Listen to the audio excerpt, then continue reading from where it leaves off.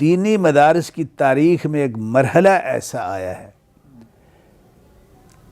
جس نے یہ ساری محنتیں گول مول کر کے تو سائڈ پہ رکھ دی. اس پہ میں تنبیہ بڑی ضروری سمجھتا ہوں. صحیح.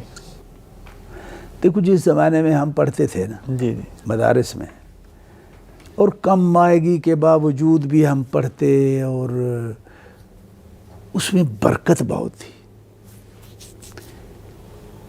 طالب علم بھی عموماً جو فارغ ہوتے نا وہ کافی کچھ بن جاتے تھے.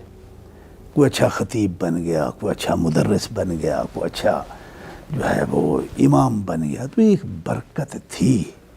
یہ نہیں ہے کہ اب طالب علم فارغ ہو رہے ہیں لیکن وہ جاتے کہاں ہیں؟ صحیح ہے. کہاں جاتے ہیں وہ؟ یہ المیہ اس وقت نہیں تھا. اس المیہ کی بنیاد جو ہے نا اس وقت پڑ گئی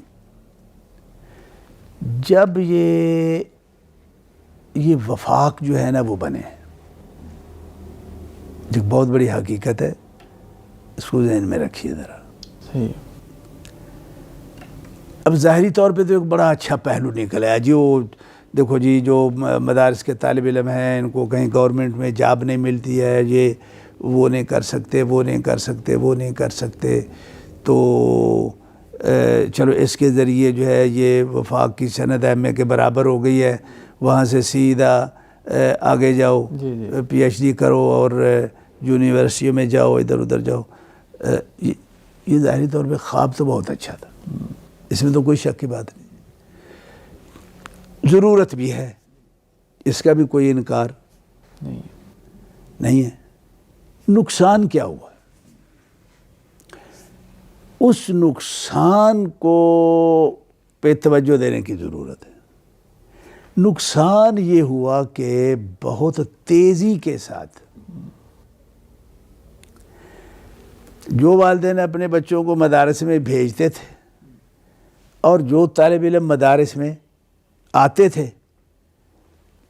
للہیت اٹھتی گئی. طالب علم بھی پڑھ رہا ہے کہ میں یہ کر کے میں وفاق کے جو ہے نا وہ امتحانات دے کے پھر آگے میں نے یعنی وہ دنیا سوار ہو گئی ان کے دماغ پہ.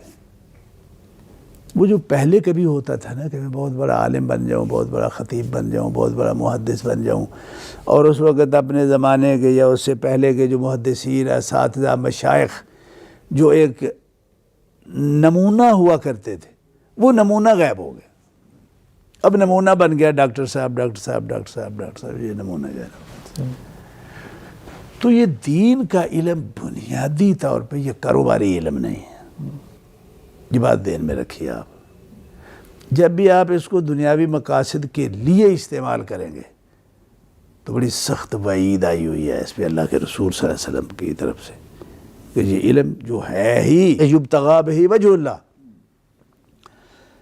اب اس کو اگر کوئی اس سے علاوہ مقاصد کے لیے اس کو حاصل کرتا ہے، اب یہ تو اس علم کی جو ہے نا وہ حقیقت ہے. جب آپ اس کو جو ہے نا وہ لے گئے دوسری طرف تو وہ برکت کدھر گئی؟ ایک تو یہاں ان مدارس میں یہ ایک مسئلہ بنا. اب آپ ایک حساب لگا لیجیے، یہ میں آپ کو ہر چیز حساب کر کے دے رہا ہوں. پچھلے 30 سال کے دوران کتنے مدارس نئے بنے؟ 30 سالوں میں کتنے مدارس نئے بنے؟ کتنے طلبہ فارغ ہوئے؟ ابھرے کتنے؟ حالت یہ ہے کہ میں بھی اگر مجھے کوئی اچھا مدرس چاہیے تو میں نے اشتہار دیا ہوا ہوتا ہے کہ جی یہاں اچھے مدرس کی جو ہے نا وہ ضرورت ہے. تو بھائی کیا آپ کا مدرسہ نہیں ہے؟ آپ کا ادارہ نہیں ہے؟ کم از کم آپ اپنے ادارے کو اپنی ہی پیداوار سے، اچھے مدرسین کی پیداوار سے خود کفیل نہیں آپ کر سکیں تو پھر کیا کیا ہے آپ نے؟ اس میں مدرسے کا قصور نہیں ہے. قصور کہاں جائے گا؟ قصور جائے گا پیچھے. جو روح تھی اس کی وہ ہم نے جو ہے نا وہ ختم کر دی. اب حال یہ ہے کہ اشتہار دیا جی یہ ادارہ وفاق کے ہاں رجسٹرڈ ہے اور آگے جو ہے وہ اس کی یہ سند ملے گی، اس سند کے بعد پھر آگے ملازمت کے وسیع جو ہے وہ مواقع موجود ہیں. یار یہ سب کچھ کیا کر دیا آپ لوگ؟ یہ علم اس لیے تو نہیں تھا. تو نتیجہ یہ کہ ہم نے جو ہے نا وہ ملازم تو بہت پیدا کر لی. دیکھیں اچھے والراسخون فی العلم. اور ابھی آپ اپنی جماعت میں دیکھیں جو صف اول کے جو مشائخ اس وقت موجود ہیں نا، وہ سارے اسی زمانے کے پڑے ہوئے ہیں جس زمانے میں یہ لالچ نہیں تھا. کتنے ہیں گنو؟ یہ انگلیاں بہت زیادہ ہیں ان سے.